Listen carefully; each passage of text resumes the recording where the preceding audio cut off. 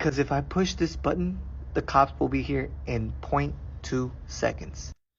Actually, let me tell you why that's not true. Here's a story that I've been sitting on for a while, but I'm finally ready to do it.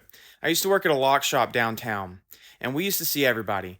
One day we had three fine gentlemen come in, and they demanded money out of the cash register. So I remembered that one time I accidentally took a counterfeit $100 bill, and that came out of my paycheck. So I knew that if I gave them money out of the cash register, I was losing my job. So I said, "Listen, guys, I respect what you're doing. Um, just so you know, I moved here a couple months ago. I'm new in town. I'm from another state. If I give you money out of the cash register, I'm definitely losing my job. I have no family here to help me. I don't know how I'm going to pay my bills. I don't know what I'm going to do. So you see where I'm at?" And they're like, "Yeah, yeah, yeah, absolutely, absolutely."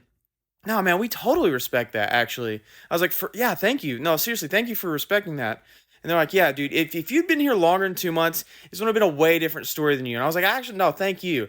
And they were like, "Now call your boss and tell him you're going to give us the money." And I was like, "Oh yeah, okay." Pick up the phone, call the boss. "Hey, so I have like three fine gentlemen here. They're demanding money out of the cash register." And he's like, "Don't give it to them." I was like, "Okay." He says you can't have it, and they're like, "Blah blah blah," like they're yelling. I'm like, "Listen." He's like, "I'm gonna be right there. I'm on a job. I'm coming back." And I was like, "All right, cool. Hey," he said he's on a job. He's coming back. And they're like, "Great. We're gonna stand outside and we're gonna wait for him." I was like, "Awesome. That's perfect." So they three dudes stand up, post up in front of the door, would not let people in the business. Call my boss back. "Hey, they're blocking the door outside. They're not letting people in." He's like, "Call the cops." Cool. Call the cops. "Hey," tell them the story, and I'm like, "These gentlemen, they have weapons." And they're like, "Well, okay, what do you see?" And I was like, "Well, I see a tire iron, a crowbar, a cane." And she's like, "Do you see any guns or knives?" And I was like, "Actually, no, I don't see any guns or knives." "Awesome. We're gonna have someone ride out to you." Perfect. Click. Waiting.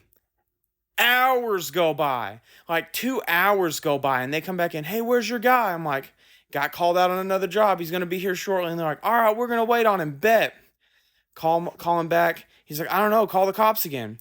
Call the cops again. "Yeah, we got someone coming out to you." Awesome. Click. Hours go by even more. My boss calls me. "Hey, I'm not coming in. I want you to lock up the shop." Perfect. 6 hours goes by from the initial encounter. I have an 8 hour workday. 2 hours into my day, this happens. 6 more hours go by, like a few minutes before closing, and they come in and say, "Hey, just so you know, we're going to see your guy in the streets and we're going to take it up with him then." I'm like, "Yeah, actually, you know what? I'm going to write it down.